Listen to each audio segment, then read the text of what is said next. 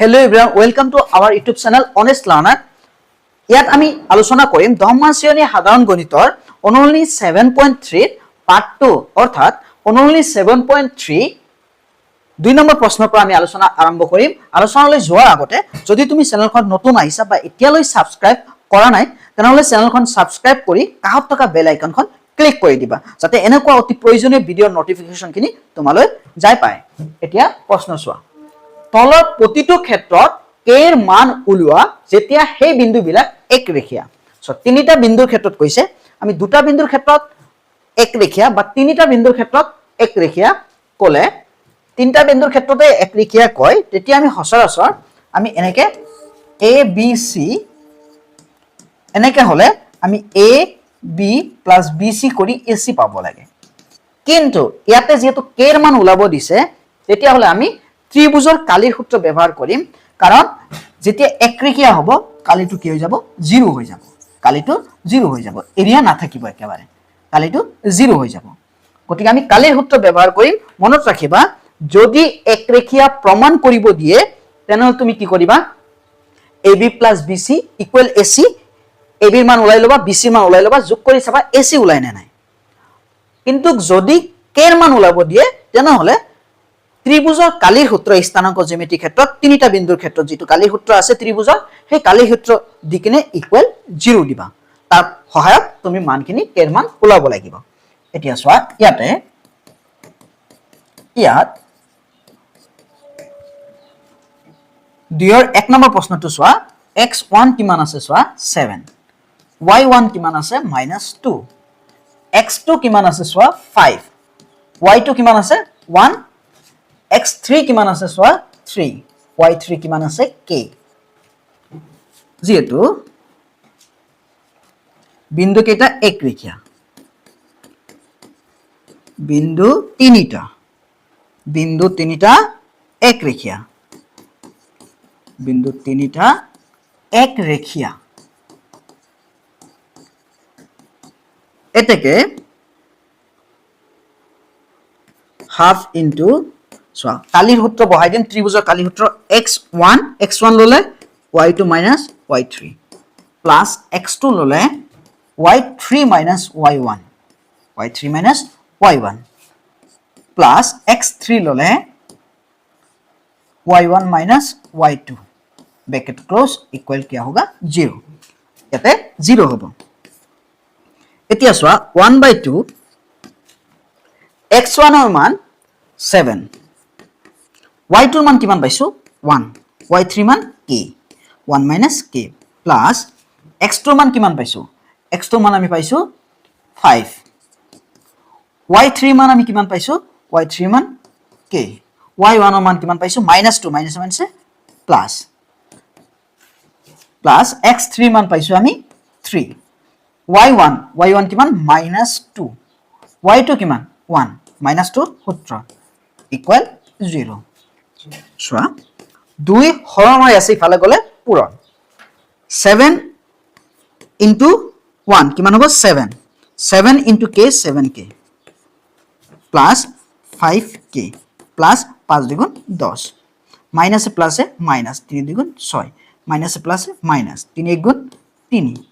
equal 0 into 2 এতিয়া সোয়া 7 আৰু 10 কিমান হ'ব 17 তাৰ পিছত 17 পৰা যদি 6 আৰু 3 কিমান লিখিলো আগত সোয়া 7 আৰু 10 কিমান 17 প্লাসত থকাখিনি আমি লিখি লৈছো মাইনাসত কিমান আছে সোয়া 6 আৰু 3 কিমান হ'ব 9 -9 তাৰ পিছত 5 ৰ পৰা 7 গুছি গলে কিমান হয় -2k ইকুৱেল 2 আৰু 0 পূৰণ কৰিলে 0 হয় আকৌ লিখি দি আছো -2k ইকুৱেল 0 সো 17 ৰ পৰা 9 গুছি গলে কিমান থাকিব আমাৰ 8 -2k ইকুৱেল 0 এতিয়া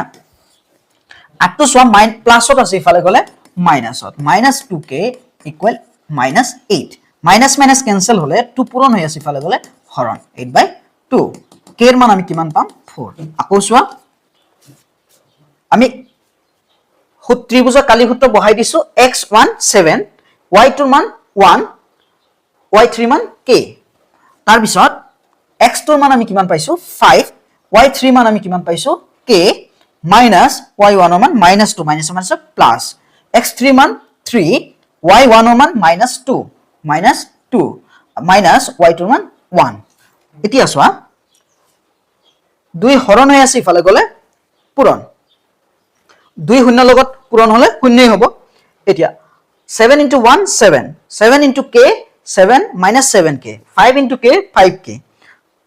5 2 গুণ 10 plus minus এ plus এ minus 3 2 গুণ 6 minus এ plus এ minus 3 1 গুণ 3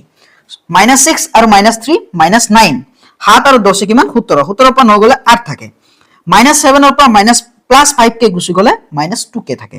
প্লাস ত আছে ইফালে গলে মাইনাসত minus 2k equal minus 8 এতিয়া minus minus cancel 2 8ত কেইবাৰ 4 বাৰ k এৰ মান 4 পৰৱৰ্তী প্ৰশ্ন চোৱা 2 নম্বৰ প্ৰশ্নটো চোৱা সলিউশন ইয়াত x1 চোৱা 8 y1 কিমান আছে 1 x2 কিমান আছে k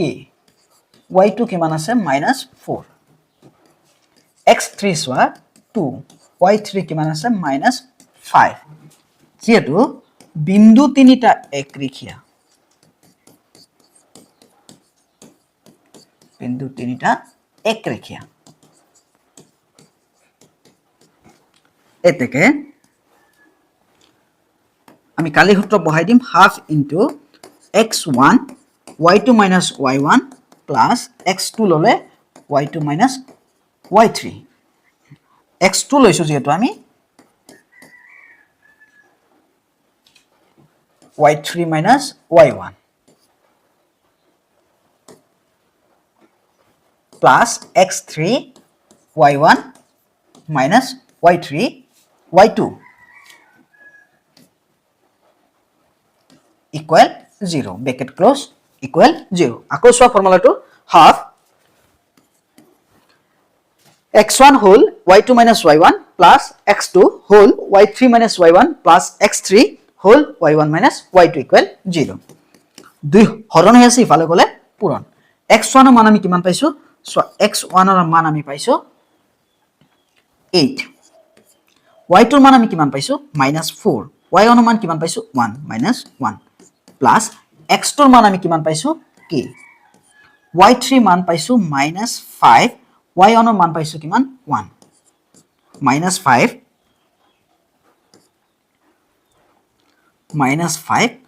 y1 ৰ মান কিমান পাইছো 1 -2 সূত্ৰত plus x3 মান পাইছো 2 y1 ৰ মান পাইছো কিমান y1 ৰ মান পাইছো 1 minus y2 ৰ মান পাইছো -4 minus plus 4 bracket equal 0 into 2 দুই হরণ হৈ আছিল ফালে গলে পূরণ এতিয়া চোৱা -4 আৰু -1 কিমান হৈ যাব -5 -5 প্লাস মাইনাস মাইনাস 5 into এটো আমি এনেকে লিখিব পাৰো 8 into 5 কিমান হ'ব -40 আকৌ চোৱা -4 আৰু -1 কিমান হ'ব -5 into 8 -40 তাৰ পিছত চোৱা -5 আৰু -1 কিমান হ'ব -6 প্লাস মাইনাস -6k 1 আৰু 4 কিমান 5 2 গুণ 10 3 ইকুয়াল 0 2 গুণ 0 এতিয়া -6k -40 ৰ পৰা 10 গুছি গলে কিমান থাকিব -30 ইকুয়াল 0 -6k ইকুয়াল টু মাইনাসত আছে ইফালে গলে প্লাসত 30 এতিয়া সোয়া -6k পূরণ -6 টু পূরণ হৈ আছে কে লগত ইফালে গলে হরণ 30 -6 তুমি মাইনাস টু ইফালে ৰাখিব পাৰিলা তোমাৰ ইচ্ছা পূৰণ হৈ আছে ইফালে গলে হৰণ সেইকাৰণে মাইনাস টু প্লাস হৈ যোৱা নাই 6 30 কেবাৰ 5 বাৰ -5 মাইনাস টু তলত থকা ওপৰত থকা একে কথা আকৌ সোয়া আমি x1 ৰ মান কিমান বহাইছো 8 y2 ৰ মান বহাইছো -4 y1 ৰ মান 1 তাৰ পিছত আমি কিমান পালো -1 আৰু -4 -5 8 into -5 -40 x ৰ মান পাইছো আমি k y3 মান কিমান পাইছো আমি -5 y1 ৰ মান -2 ফৰ্মুলা 1 পাইছো -1 আৰু -5 কিমান হ'ব -6 into k -6k x3 মান পাইছো 2 y1 ৰ মান 1 y2 ৰ মান হল -4 মাইনাসে মাইনাসে প্লাস 4 আৰু 1 5 2 গুণ 10 10 ৰ পৰা 40 গুচি গলে কিমান থাকিব -30 -6k -30 ইকুৱেল 0 এটো মাইনাসত আছে ইফালে গলে প্লাসত